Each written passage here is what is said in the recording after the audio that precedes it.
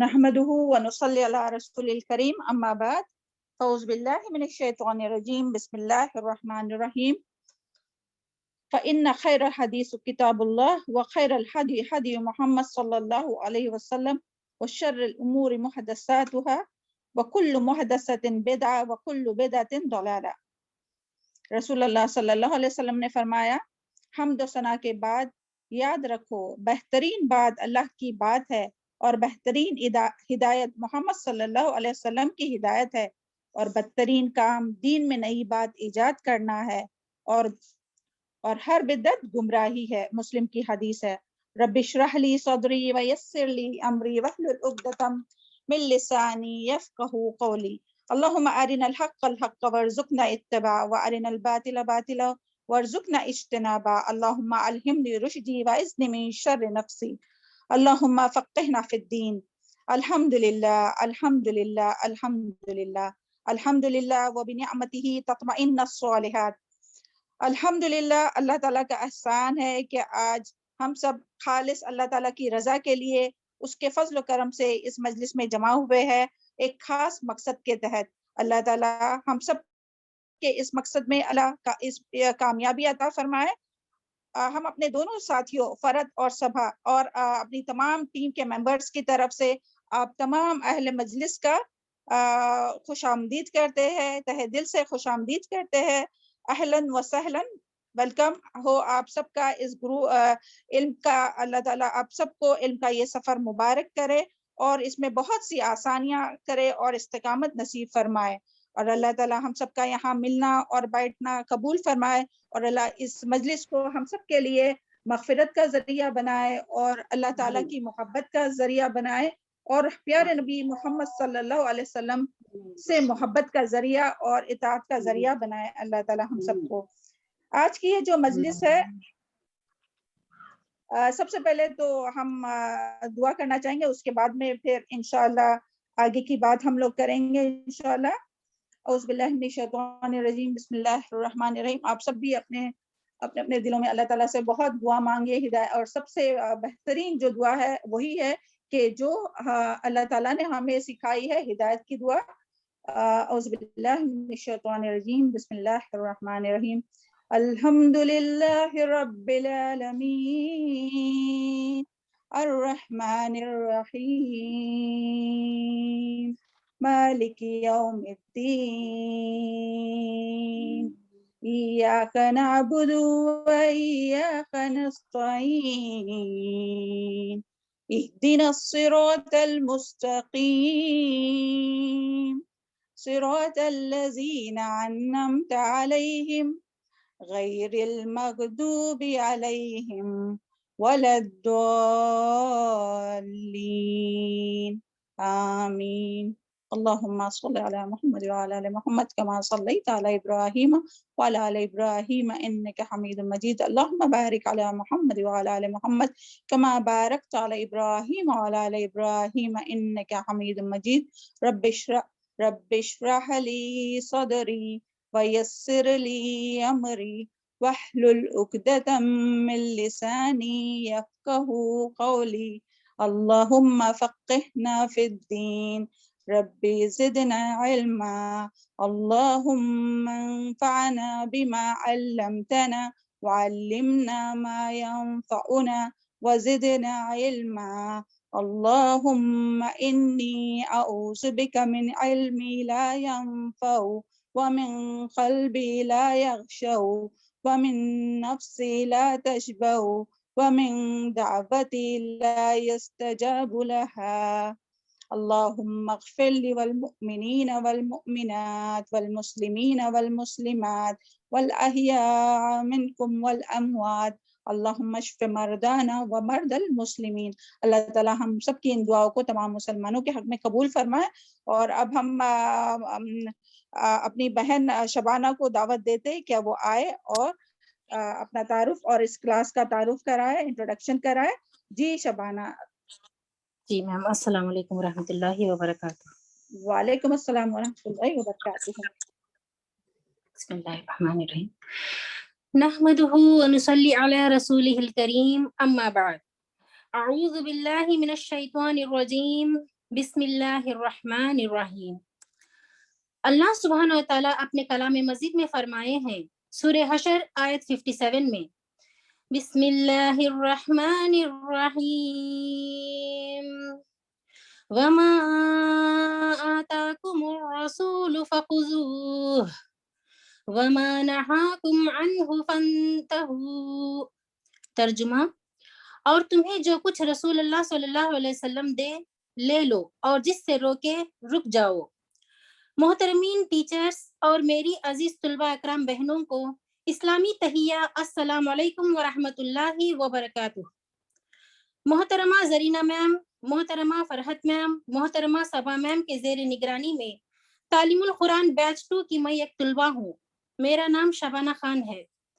میری پیاری بہنوں، وقت کسی بھی حالت پر کسی کے لیے رکتا نہیں ہے، تو موجودی حالات کو نقطۂ نظر رکھتے ہوئے محترمہ زرینہ میم، محترمہ فرحت میم اور محترمہ صبا میم نے مناسب سمجھا بخاری حدیثوں کو ہم تک پہنچانے کی جد و جہد کیا جائے۔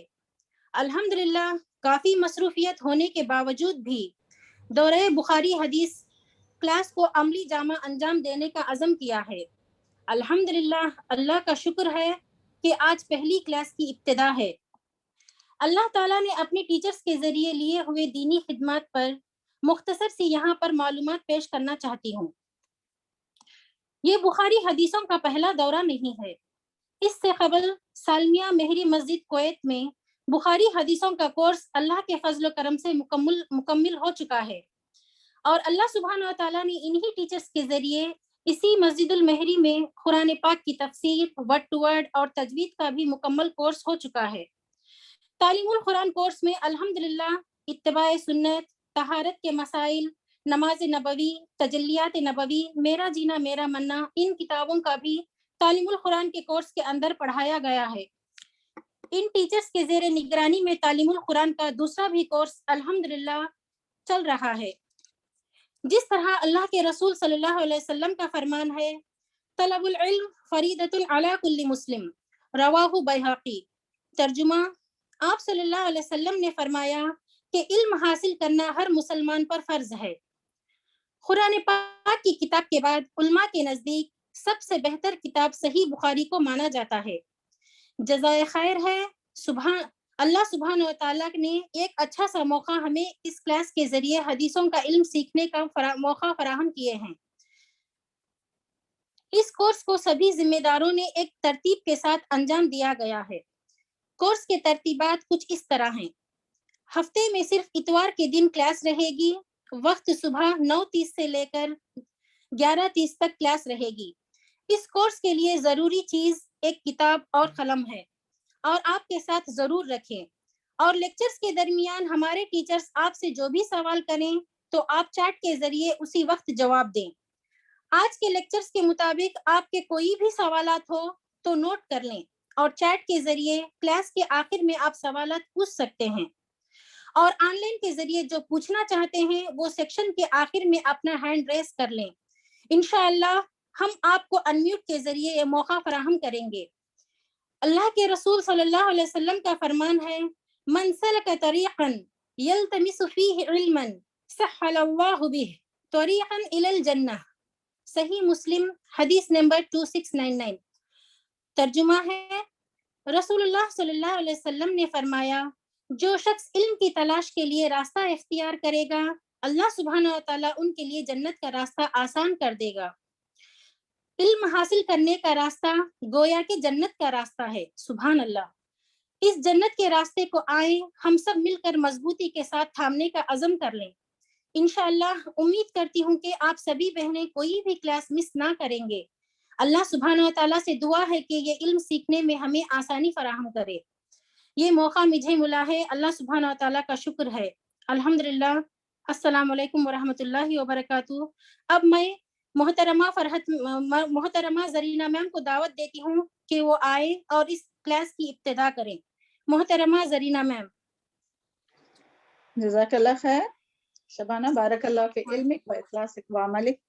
اللہ تعالیٰ بہترین اجر سے نوازے آپ کو اور تمام ہم اپنے ساتھیوں کو اللہ تعالیٰ بہترین اجر عطا فرمائے جو اس کوشش میں ساتھ ہم سب کے ساتھ برابر لگے ہوئے الحمدللہ۔ چلے سب سے پہلے ہم لوگ دیکھتے ہیں نبی صلی اللہ علیہ وسلم کے بارے میں، کیونکہ یہ مجلس جو ہے وہ منعقد اسی لیے اپنے پیارے نبی صلی اللہ علیہ وسلم سے جو ہماری نسبت ہے، جو تعلق ہے، جو محبت ہے، اسی کے اظہار کے لیے تو یہ مجلس قائم ہوئی ہے۔ تو دیکھتے ہیں نبی صلی اللہ علیہ وسلم کی فضیلت کے بارے میں، اور پھر انشاءاللہ کچھ اور بھی باتیں ہوں گی، اور پھر آگے جو اور والنٹیئرس ہیں ان کے بھی انٹروڈکشن ہوگا، پھر انشاءاللہ آگے اسی طرح سے چلتا رہے گا معاملہ۔ اللہ تعالی ہم سب کے وقت میں برکت ڈالے اور ہم سب کا یہاں جمع ہونا قبول فرمائے اور ہم سب کو ثابت قدم رکھے۔ اعوذ باللہ من الشیطان الرجیم، بسم اللہ الرحمن الرحیم، رب اشرح لی صدری ویسر لی امری واحلل عقدۃ من لسانی یفقہوا قولی۔ دیکھیں میری پیاری بہنوں، اللہ کے نبی صلی اللہ علیہ وسلم کے ہم سب پر بے پناہ احسانات ہے، اور ہم سب اس کو بہت خوبی سے بہترین طریقے سے جانتے ہیں۔ بس کچھ فضائل قرآن اور حدیث کی روشنی میں دیکھتے ہیں، اس کے بعد میں کچھ اور بھی باتیں ہوں گی انشاءاللہ۔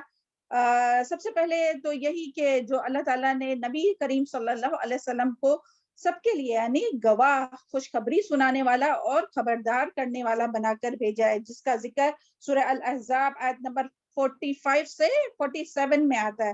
اعوذ باللہ من الشیطان الرجیم، یا ایھا النبی انا ارسلناک شاہدا ومبشرا ونذیرا وداعیا الی اللہ بإذنہ وسراجا منیرا وبشر المؤمنین بأن لهم من اللہ فضلا کبیرا۔ ترجمہ ہے، اے نبی صلی اللہ علیہ وسلم، بلا شبہ ہم نے آپ کو گواہی دینے والا، شہادت دینے والا اور ڈرانے والا بنا کر بھیجا ہے، اور اللہ کے حکم سے اس کی طرف دعوت دینے والا اور روشن چراغ بنا کر بھیجا ہے۔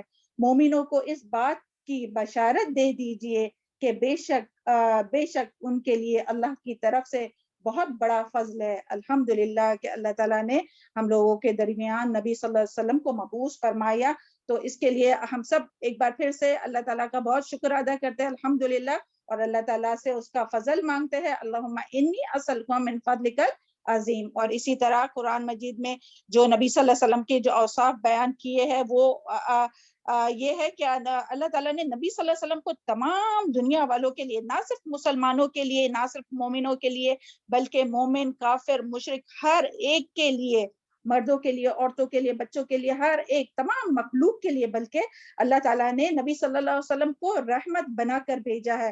وَمَا أَرْسَلْنَاكَ إِلَّا رَحْمَةً لِلْعَالَمِينَ، تمام جہان والوں کے لیے اللہ تعالیٰ نے نبی صلی اللہ علیہ وسلم کو رحمت بنا کر بھیجا ہے۔ اور اسی طرح جو نبی صلی اللہ علیہ وسلم کے جو اخلاق کے بارے میں اللہ تعالیٰ فرماتے کہ اللہ تعالیٰ نے آپ صلی اللہ علیہ وسلم کو بلند ترین اخلاق کے مرتبے پر فائز فرمایا ہے، اور اس کا ذکر جو ہے وہ سورہ قلم آیت نمبر 4 میں آتا ہے، وَإِنَّكَ لَعَلَى خُلْقٍ عَظِيمٍ، کہ اللہ تعالیٰ نے بہت بلند مقام پر اللہ تعالیٰ نے فائز فرمایا۔ اور اسی طرح بہت سی آیات ہے قرآن اور اس قرآن میں اور حدیث میں بھی آتے ہیں، مگر ہم لوگ بس چند کا ذکر کر کے آگے بڑھتے ہیں، کیونکہ اور بھی بہت سی باتیں ہیں انشاءاللہ آج آپ لوگوں کے ساتھ شیئر کرنے کے لیے۔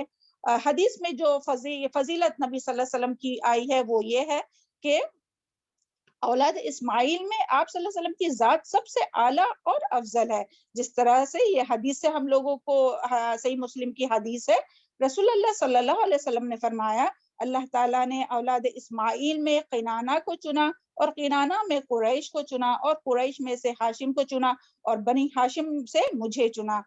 اللہ اکبر، اللہم صلی وسلم علی نبینا محمد۔ آپ بھی جب بھی نبی صلی اللہ علیہ وسلم کا نام آئے گا تو ضرور درود بھیجیے آپ صلی اللہ علیہ وسلم پر، کیونکہ جو اللہ کے رسول صلی اللہ علیہ وسلم پر درود بھیجتا ہے اس کے لیے 10 رحمتیں ہیں اور 10 مغفرت ہے، اور اللہ تعالیٰ ان کے درجات بلند فرماتا ہے، اور جو نبی صلی اللہ علیہ وسلم پر درود نہیں بھیجتا تو وہ سب سے زیادہ بخیل اسے کہا گیا ہے۔ تو اللہ تعالیٰ ہم لوگوں کو توفیق عطا فرمائے کہ ہم لوگ کثرت سے نبی صلی اللہ علیہ وسلم پر درود بھیجے، اور خاص کر کے اس مجلس کا اہتمام کرتے ہوئے، اور جب بھی جہاں کہیں بھی نبی صلی اللہ علیہ وسلم کا نام آئے تو ضرور آپ صلی اللہ علیہ وسلم پر درود بھیجے۔ پھر اسی طرح جو فضیلت ہم لوگوں کو پتہ چلتی ہے نبی صلی اللہ علیہ وسلم کے بارے میں، وہ یہ کہ حضرت آدم علیہ السلام کی پیدائش سے قبل آپ صلی اللہ علیہ وسلم کے خاتم النبیین ہونا اللہ تعالیٰ نے طے کر دیا تھا۔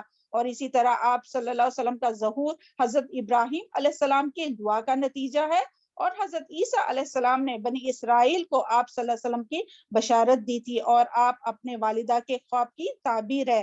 یہ ان تمام باتوں کا جو ہے وہ ذکر اس حدیث میں ملتا ہے ہم لوگوں کو۔ حدیث میں آتا ہے کہ حضرت عمر بن عاص بن ساریہ رضی اللہ عنہ سے روایت ہے کہ رسول اللہ صلی اللہ علیہ وسلم نے فرمایا، میرا خاتم النبیین ہونا اس وقت اللہ تعالیٰ کے وہاں طے ہو گیا تھا جب آدم علیہ السلام اپنی مٹی میں گوندھے ہوئے تھے۔ میری ابتدا کی خیر یہ ہے کہ میں ابراہیم علیہ السلام کی دعا ہوں، عیسیٰ علیہ السلام کی بشارت ہوں، اور اپنے والدہ کے خواب کی تعبیر ہوں، جو میری والدہ میری پیدائش کے وقت دیکھا تھا کہ ان کے جسم سے ایک نور نکلا ہے جس سے شام کے محلات روشن ہو گئے۔ اسے احمد ابن حبان اور حاکم نے روایت کیا ہے۔ اور حضرت ابراہیم کی دعا کا ذکر سورہ البقرہ آیت نمبر 129 میں ملتا ہے، اور اسی طرح حضرت عیسیٰ علیہ السلام کی بشارت کا ذکر سورہ صف آیت نمبر 6 میں ملتا ہے۔ تو اور بھی بہت سے فضیلت ہے، انشاءاللہ آگے جب بھی موقع ملے گا حدیث کے دوران تو اس کو بتانے کی کوشش کریں گے انشاءاللہ۔ لیکن آگے ہم لوگ اب آتے ہیں کہ اپنے موضوع کی طرف آتے ہیں کہ ہم سب یہاں کیوں جمع ہوئے ہیں نا۔ ہم سب اس مجلس میں ہم سب کو اپنی اپنی نیتوں کو جانچنا چاہیے، دیکھنا چاہیے کہ کیوں جمع ہوئے۔ ہم سب یہاں خالص اللہ تعالیٰ کی رضا کے لیے اور دین حاصل کرنے کے لیے، صحیح دین، اسلام کا جو صحیح دین ہے وہ حاصل کرنے کے لیے۔ اور دین مکمل ہو نہیں سکتا کہ جب تک ہم قرآن مجید کے ساتھ ساتھ حدیث کا علم بھی، صحیح حدیث کا علم بھی حاصل نہ کریں۔ کیونکہ دیکھیں میری بہنوں، دین جو ہے نا، وہ دین کا جو سارا دار و مدار جو ہے وہ اپنے پیارے نبی کریم صلی اللہ علیہ وسلم پر اترنے والی وہی پر ہے۔ دین کا سارا جو دار و مدار ہے، پلیز وہ اسکرین شیئر کیجئے۔ ہاں، تو دین اسلام کا جو سارا جو دار و مدار ہے اپنے پیارے نبی کریم صلی اللہ علیہ وسلم پر اترنے والی وہی پر منحصر ہے۔ اور ہم سب یہ جانتے ہیں کہ جس طرح قرآن جو ہے وہ اللہ تعالیٰ کی طرف سے ہے، اسی طرح حدیث بھی جو ہے، جو نبی صلی اللہ علیہ وسلم پر کے ارشادات ہے، آگے انشاءاللہ اس کے بارے میں ہم لوگ اور مزید دیکھیں گے، تو یہ بھی اللہ تعالیٰ کی طرف سے وحی ہے۔ دیکھیں وحی کی جو ہے وہ وحی کی دو قسمیں ہیں۔ ایک تو یہ کہ وحی مطلوب یعنی کہ وہ، اور اسے وحی جلی بھی کہتے ہیں، یعنی کہ قرآن مجید۔ اور دوسرا وحی غیر مطلوب، دوسرا کیا ہے؟ وحی غیر مطلوب، یا اسے وحی خفی بھی کہتے ہیں، یعنی کہ حدیث۔ تو ہم لوگوں کو کیا پتہ چلا کہ وحی جو ہے یعنی حدیث بھی اور قرآن بھی، یہ دونوں بھی جو ہے وہ اللہ تعالیٰ کی طرف سے آیا ہے۔ لیکن بس فرق اس میں کیا ہے کہ قرآن کے جو الفاظ اور مفہوم ہے، قرآن کے الفاظ اور مفہوم دونوں اللہ تعالیٰ کی جانب سے ہے، جبکہ حدیث کا مفہوم اللہ تعالیٰ کی جانب سے ہے اور الفاظ رسول اللہ صلی اللہ علیہ وسلم کے ہے۔ اتنی بات سمجھ میں آئی آپ لوگوں کو حدیث اور قرآن کے الفاظ کے بارے میں؟ ایک بار پھر سے ریپیٹ کرتے ہیں۔ والنٹیئر سمینا پلیز وہ شیئر کیجئے پکچر وحی کے بارے میں اسکرین پر۔ قرآن کے الفاظ اور مفہوم جو ہے دونوں اللہ تعالیٰ کی جانب سے ہے، اور حدیث کا جو مفہوم ہے وہ اللہ تعالیٰ کی جانب سے ہے، اور الفاظ رسول اللہ صلی اللہ علیہ وسلم کے ہیں۔ تو دیکھیں قرآن مجید کو سمجھنے کے لیے اور عمل کرنے کے لیے ہمیں دونوں کی بھی ضرورت، یعنی قرآن مجید جو ہے وہ بغیر حدیث کے نہ سمجھا جا سکتا ہے، اور نہ یعنی ہم لوگوں کا دین مکمل نہیں ہو سکتا حدیث کے بغیر۔ کیونکہ دیکھیں حدیث یعنی آپ صلی اللہ علیہ وسلم نے پورے قرآن پر جو ہے وہ عمل کر کے دکھایا ہے نا، تو اس کے لیے قرآن کو سمجھنے کے لیے حدیث کا جاننا بہت ضروری ہے۔ اور قرآن اور حدیث دونوں کو جب تک ہم مضبوطی سے نہیں پکڑیں گے تو یہ جو ہے وہ یعنی گمراہی سے بچنے کے لیے قرآن اور حدیث کو مضبوطی سے تھامنا بہت ضروری ہے. جس طرح سے یہ حدیث میں نبی صلی اللہ علیہ وسلم نے فرمایا قال رسول اللہ صلی اللہ علیہ وسلم ترکت فیکم امرین ترکت فیکم امرین لن یضلوا ما تمسسکم بها کتاب اللہ وسنت نبی صلی اللہ علیہ وسلم. موطا مالک کی حدیث ہے 6-8. اس کا یہ ہے اس کا ترجمہ ہے میں تمہارے درمیان دو چیزیں چھوڑے جا رہا ہوں, اگر تم ان دونوں کو مضبوطی سے تھام لو گے تو کبھی گمراہ نہیں ہوں گے, ایک اللہ کی کتاب اور نبی صلی اللہ علیہ وسلم کی سنت. تو اس حدیث کے ذریعے بھی ہمیں کیا پتہ چلا کہ گمراہی سے بچنے کے لیے ہمیں کن چیزوں کو جاننا ضروری ہے, یعنی قرآن کے ساتھ ساتھ نبی صلی اللہ علیہ وسلم کی سنت یعنی کہ حدیث کو بھی جاننا, اور اس کو صرف جاننا بھی نہیں بلکہ اس کو مضبوطی سے تھامنا بہت ضروری ہے. چلے پھر ہم آگے دیکھتے ہیں کہ ہم حدیث صحیح بخاری کیوں پڑھے. تو اس کا یہی ہو سکتا ہے کیونکہ اللہ تعالیٰ کی کتاب کے بعد سب سے صحیح ترین جو کتاب ہے اسلام میں وہ صحیح بخاری ہے. کیا ہے کہ ہم یعنی کوشچن ہوتا ہے نا کہ بھئی ہم اتنی کتابیں ہیں تو پھر حدیث صحیح بخاری کیوں پڑھے. تو اس کا یعنی ایک سمپل سا آنسر یہ ہے کہ اللہ تعالیٰ کی کتاب کے بعد سب سے صحیح ترین جو کتاب ہے اسلام میں وہ صحیح بخاری شریف ہے. اور اسی طرح یعنی حدیث جو ہے وہ یعنی حدیث صحیح بخاری کا جو موضوع ہے وہ اس کا جو موضوع یعنی کہ جو سبجیکٹ ہے وہ حدیث رسول صلی اللہ علیہ وسلم ہے. تو اس کے لیے ہم یہ کورس کر رہے ہیں, یہ حدیث صحیح بخاری کی کتاب سن رہے ہیں انشاءاللہ. اور پھر ایک بات اور کہ ہمیں جو ہے وہ حدیث کا صحیح علم بھی ہونا ضروری ہے. یعنی یہ تو ہمیں پتہ چلا کیا یعنی گمراہی سے بچنے کے لیے اور قرآن کے مطابق عمل کرنے کے لیے اور قرآن کی تعلیمات کو بھی جاننے کے لیے اور اپنی زندگی میں کامیاب ہونے کے لیے ہمیں حدیث اور قرآن کا علم ضروری ہے, اور اس پر عمل کرنا اور اس کو مضبوطی سے تھامنا بھی ضروری ہے. تو یعنی یہ کیا اس میں حدیث میں بھی یعنی حدیث کا صحیح علم ہونا بہت ضروری ہے.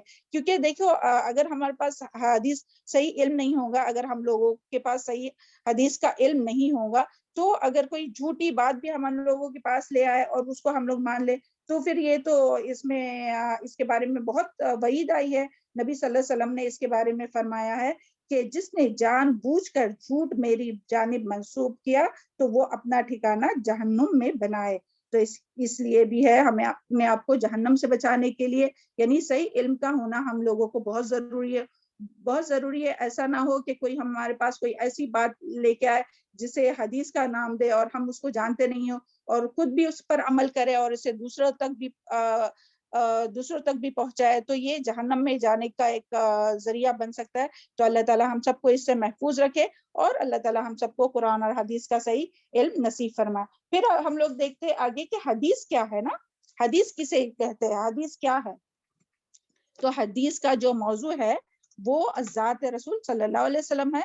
حدیث یعنی ایک ایسا علم ہے جو حضور صلی اللہ علیہ وسلم کے اقوال یعنی بات سے ہوتا ہے, قول سے یعنی کہ بات, آپ صلی اللہ علیہ وسلم کی جو بات ہوتی ہے نا وہ, اس کو ہم اور ایکسپلین کرنے کی کوشش کریں گے انشاءاللہ, بتانے کی ہم کہ حدیث کیا ہے کہ آپ صلی اللہ علیہ وسلم کے اقوال اور افعال یعنی کہ عمل, اور آپ صلی اللہ علیہ وسلم کے تقریرات, اور اسی طرح آپ صلی اللہ علیہ وسلم کے حالات کا ذکر کیا جاتا ہے. یعنی حدیث میں یہ 4 چیزیں ہوتی ہے, اقوال, افعال اور تقریرات, اور آپ صلی اللہ علیہ وسلم کے حالات کا ذکر کیا جاتا ہے. اس کتاب میں ہم رسول اللہ علیہ وسلم کے مطابق انہی تمام چیزوں کا مطالعہ کریں گے. چلے ایک بار اب دیکھتے ہیں کہ یہ جو بات آئی نا کہ آپ صلی اللہ علیہ وسلم کے اقوال, تو یعنی اس کو سنت قولی بھی کہتے ہیں. تو اس کا ایگزامپل دیکھتے ہوئے ہم لوگ آگے بڑھیں گے تاکہ ہم لوگوں کو بات جو ہے وہ آسانی سے اور سمجھ میں آئے کہ حدیث کیا ہے. تو سب سے پہلا جو تھا نا کہ اقوال یعنی کہ بات ہے, تو سنت قولی بھی اسے کہتے ہیں. جیسے کہ رسول یعنی کہ رسول اکرم صلی اللہ علیہ وسلم کی زبانی ارشادات مبارک, یہ سنت قولی کہلاتی ہے. اس کا ایگزامپل کیا ہے کہ حضرت حذیفہ رضی اللہ عنہ کہتے ہیں کہ رسول اللہ صلی اللہ علیہ وسلم نے فرمایا اگر کھانا کھانے سے پہلے بسم اللہ نہ پڑھی جائے تو شیطان اس کے کھانے میں اپنے لیے تو شیطان اس کھانے کو اپنے لیے حلال سمجھ لیتا ہے. یہ مسلم کی حدیث ہے. تو دیکھیں یہ جو ہے نا فرمانا، یہ جو نبی صلی اللہ علیہ وسلم کی جو بات ہے نا کہ اگر کھانا کھانے سے پہلے بسم اللہ نہ پڑھی جائے تو شیطان اس کھانے کو اپنے لیے حلال سمجھتا ہے. تو یہ جو نبی صلی اللہ علیہ وسلم کے زبان مبارک سے جو بات نکلی نا، تو یہ کیا ہے؟ قولی حدیث. سمجھ میں آئی؟ اور پھر ہم لوگ دیکھتے ہیں جو دوسرا تھا کہ افعال، یعنی آپ صلی اللہ علیہ وسلم کے افعال، یعنی جو آپ صلی اللہ علیہ وسلم نے جو کر کے دکھائے تو وہ کیا ہے، وہ کس طرح سے، اس کا اگزامپل ایک لیں گے سمجھنے کے لیے کہ رسول اکرم صلی اللہ علیہ وسلم کے عمل مبارک کو سنت فعلی کہتے ہیں. جیسے کہ اگزامپل حضرت لقمان بن بشیر رضی اللہ عنہ فرماتے ہیں جب ہم نماز کے لیے کھڑے ہوتے تو رسول اللہ صلی اللہ علیہ وسلم ہماری صفیں درست فرماتے. جب ہم سیدھے کھڑے ہو جاتے تو اللہ اکبر کہہ کر نماز شروع فرما دیتے. یہ ابو داؤد کی حدیث ہے. تو یہ جو کر کے دکھانا تھا نا نبی صلی اللہ علیہ وسلم نے، جب نماز کھڑی ہوئی تو صفوں کو، صحابہ کی صفوں کو جو سیدھا کیا، تو یہ جو کر کے دکھانا تھا یہ کیا ہے؟ سنت فعلی. یا تو یعنی اس کو یعنی یہ یعنی جو یہاں ہم نے بتایا تھا نا کہ آپ صلی اللہ علیہ وسلم کے اقوال اور افعال، تو یہ جو کر کے دکھانا ہوا نا وہ فعلی ہوا، یعنی وہ عمل ہوا. تو یہ کیا ہے؟ یہ بھی حدیث ہے. تو اس طرح سے نبی صلی اللہ علیہ وسلم جب دین پہنچا رہے تھے تو بعض دفعہ زبان سے کہہ کے، بعض دفعہ کر کے دکھائے. اور پھر اسی طرح تھرڈ پر آتے ہیں سنت تقریری. سنت تقریری دیکھیں قرارا، اس کا روٹ ورڈ کیا ہے؟ قاف را را، یعنی کہ قرار پکڑنا، یعنی کہ ریکمنڈ کرنا یا اپروو کرنا یا خاموش رہنا. تو اس کے بارے میں کہ رسول اللہ علیہ وسلم کی موجودگی میں جو کام کیا گیا ہو اور آپ نے خاموشی اختیار فرمائی ہو یا اس پر اظہار پسندگی. سمجھ میں آ رہی ہے بات؟ تقریری کا کیا مطلب ہے؟ اب تک تو یہ دو بات سمجھ میں آ گئی نا آپ کو کہ سنت قولی کیا ہے، فعلی کیا ہے، یعنی اور پھر تیسری بات تھی کہ تقریری. تو تقریر کیا ہے؟ قرار سے ہے، یعنی کہ خاموش رہنا. تو اس کو ایک تھوڑا اب توجہ دیں گے تو انشاءاللہ آسانی سے سمجھ جائیں گے. ہاں، کہ رسول اللہ صلی اللہ علیہ وسلم کی موجودگی میں جو کام کیا گیا ہو اور آپ نے خاموشی اختیار فرمائی ہو، اس پر اظہار پسندگی کیا ہو، تو اسے سنت تقریری کہتے ہیں. فار ایگزامپل کہ حضرت قیس بن عمرو کہتے ہیں رضی اللہ عنہ کہتے ہیں کہ نبی اکرم صلی اللہ علیہ وسلم نے ایک آدمی کو صبح کی نماز کے بعد 2 رکعتیں پڑھتے ہوئے دیکھا تو فرمایا صبح کی نماز 2 رکعت ہے. اس آدمی نے جواب دیا میں نے فرض نماز سے پہلے 2 رکعتیں نہیں پڑھی تھی، لہٰذا اب پڑھی ہے. رسول اللہ علیہ وسلم نے یہ جواب سن کر خاموش ہو گئے، یعنی اس کی یعنی یہ جو آپ کی خاموشی تھی نا وہ اس بات کا گواہ تھا، یعنی وہ اس بات کی گواہی تھی کہ یہ جو عمل انہوں نے کیے تھے یہ صحابی نے، کہ فجر کی فرض نماز کے بعد جو دو رکعت نماز پڑھی تھی نا سنت، تو وہ صحیح عمل تھا. تو یہ جو ہے وہ خاموش رہنا، ریکمنڈ کرنا، تو یہ کیا کہلائی؟ سنت قولی کہلائی. اور پھر اسی طرح حالات. تو انشاءاللہ ہم لوگ آگے جو حدیث ابھی تک یعنی جو حدیث جتنی بھی آئیں گی نا تو اس میں سے انہی 4 فارم میں سے کوئی بھی وہ ہو سکتی ہے. آپ صلی اللہ علیہ وسلم کے حالات بھی ہو سکتے ہیں. اور پھر دیکھیں جب ایک انسان، جب کوئی شخص جب مسلمان ہوتا ہے، یعنی یہ حدیث کیا ہے وہ کمپلیٹ ہو گیا. ابھی آگے کی بات ہم لوگ دیکھتے ہیں. جب کوئی شخص ایمان لاتا ہے، مسلمان ہوتا ہے، تو وہ زبان سے کیا کہتا ہے؟ لا الہ الا اللہ محمد رسول اللہ. تو محمد رسول اللہ کہنا جو ہے وہ کسی بات کا تقاضا کرتی ہے نا. تو ہم لوگ دیکھیں گے کہ کس بات کا تقاضا کرتی ہے یہ جو ہم زبان سے نکالتے ہیں. ہم لوگ زبان سے تو کہتے ہیں نا کہ محمد رسول اللہ، تو یہ کس بات کا تقاضا کرتا ہے کہ محمد رسول اللہ صلی اللہ علیہ وسلم اس بات کا تقاضا کرتا ہے کہ ہم آپ صلی اللہ علیہ وسلم کے بارے میں پوری طرح جانیں تاکہ ہمارا ایمان مکمل ہو سکے، ہمیں پوری معرفت ہو آپ کے بارے میں، تاکہ ہماری محبت کی تکمیل ہو اور ہمارا راستہ وہی راستہ ہو جسے اللہ تعالیٰ نے ہمارے لیے پسند فرمایا ہے، اور جس کے بارے میں اللہ تعالیٰ نے کیا فرمایا ہے؟ لَقَدْ كَانَ فِي رَسُولِ اللَّهِ أُسْوَةٌ حَسَنَةٌ، کہ تحقیق تمہاری زندگی میں نبی صلی اللہ علیہ وسلم بہترین نمونہ ہے، یعنی بہترین طرز زندگی ہے. سبحان اللہ. تو یعنی ہمیں پیروی، اللہ تعالیٰ نے کس کی پیروی کرنے کا حکم دیا ہے اس آیت کے مطابق؟ نبی صلی اللہ علیہ وسلم کی پیروی کرنے کا، نبی صلی اللہ علیہ وسلم کو اپنا رول ماڈل بنانے کا حکم دیا ہے. تو ہم رول ماڈل کب بنائیں گے؟ جب آپ صلی اللہ علیہ وسلم کے بارے میں جانیں گے، آپ صلی اللہ علیہ وسلم کی حدیث کے بارے میں ہم لوگ جانیں گے اور پورا علم اس کے بارے میں حاصل کریں گے، تو اس کے مطابق ہم لوگ عمل کرنے کی کوشش کریں گے نا. اور دیکھیں اللہ تعالیٰ کی محبت بھی اور مغفرت بھی انہی لوگوں کو نصیب ہوتی ہے جو پیارے نبی صلی اللہ علیہ وسلم کی اتباع کرتے ہیں. اور جو یعنی ہم سب چاہتے ہیں نا کہ اللہ تعالیٰ ہم سے محبت کرے اور ہمیں اللہ تعالیٰ کی مغفرت نصیب ہو، تو ہمیں بھی وہی کرنا ہے جس کا حکم اللہ تعالیٰ نے دیا ہے. اور وہ کیا ہے؟ قل ان کنتم تحبون اللہ فاتبعونی. نبی صلی اللہ علیہ وسلم نے فرمایا، قرآن کی آیت ہے، قل ان کنتم تحبون اللہ فاتبعونی یحبکم اللہ ویغفر لکم ذنوبکم. نبی صلی اللہ علیہ وسلم نے فرمایا کہ اگر تم چاہتے ہو کہ اللہ تعالیٰ تم سے محبت کرے تو تم میری پیروی کرو. یعنی نبی صلی اللہ علیہ وسلم کی پیروی ضروری ہے. کیوں؟ کیونکہ نبی صلی اللہ علیہ وسلم جب تک ہمارے اعمال جو ہے وہ خالص اللہ تعالیٰ کے لیے نہ ہو اور قرآن اور سنت کے مطابق نہ ہو، ہمارے کوئی بھی اعمال جو ہے وہ قبول نہیں ہو سکتے. اسی لیے ہمیں نبی صلی اللہ علیہ وسلم کی پیروی ضروری ہے. اس کے بعد ہی ہمارے اعمال قبول ہوں گے اور اس کے بعد ہی اللہ تعالیٰ ہم سے محبت بھی کریں گے اور ہمیں اللہ تعالیٰ کی مغفرت بھی نصیب ہوں گی. تو اور یہ اللہ تعالیٰ کا بہت بڑا احسان ہے. الحمدللہ. پھر سے اللہ کا احسان کیجئے کہ اللہ تعالیٰ نے ہم لوگوں کے بیچ میں نبی صلی اللہ علیہ وسلم کو مبعوث فرمایا ہے نا، کہ جس کے بارے میں آتا ہے لقد من اللہ اذ بعث فیکم رسولا، کہ جس کا ترجمہ ہے کہ اللہ تعالیٰ نے ایمان والوں پر احسان فرمایا ہے جو انہی میں سے ایک رسول بنا کر مبعوث فرمایا، جو انہیں کتاب اور حکمت کی تعلیم دیتا ہے اور ان کا تزکیہ کرتا ہے، اور ان کا کتاب اور حکمت کی تعلیم دیتا ہے اور ان کا تزکیہ کرتا ہے. تو دیکھیں حکمت کیا ہے، تو یعنی کتاب کی تعلیم تو ہم کو معلوم ہے کہ قرآن مجید. اب یہ حکمت کیا ہے؟ تو حکمت سے مراد میری بہنوں یہی ہے آپ صلی اللہ علیہ وسلم کے اقوال اور افعال اور تقریرات اور حالات، یہ ساری جو باتیں ہیں وہ کیا ہے؟ حکمت کی باتیں ہیں جو ہمیں سیکھنا ہے نا انشاءاللہ. اور یہ اللہ تعالیٰ کا بہت بڑا احسان ہے کہ اللہ تعالیٰ نے ہم لوگوں کو یہ سیکھنے کے لیے اس جگہ اس مجلس میں بٹھایا. اللہ تعالیٰ سے دعا ہے کہ اللہ تعالیٰ ہم سب کے اس بیٹھنے کو قبول فرمائے اور ہم سب کو استقامت نصیب فرمائے. اور یہ اللہ تعالیٰ کا بہت بڑا فضل اس لیے بھی ہے کہ اللہ تعالیٰ جس کے ساتھ خیر کا ارادہ کرتا ہے نا، ابھی دیکھیں دنیا میں تو کئی لوگ ہیں لیکن الحمدللہ آپ سب چنے ہوئے، ہم سب چنے ہوئے کہ اللہ تعالیٰ نے ہم لوگوں کو، اور اس طرح سے جتنی بھی قرآن اور حدیث کی جو مجلسیں ہو رہی ہے جہاں لوگ جمع ہو رہے، تو وہ لوگ، ان لوگوں پر اللہ تعالیٰ کی بہت خاص رحمتیں ہیں اور بہت اللہ تعالیٰ نے ان لوگوں کو کے ساتھ خیر کا ارادہ فرمایا ہے. جس طرح سے کہ نبی صلی اللہ علیہ وسلم کا فرمان ہے، قال رسول اللہ صلی اللہ علیہ وسلم من یرید به خیرا یفقہہ فی الدین.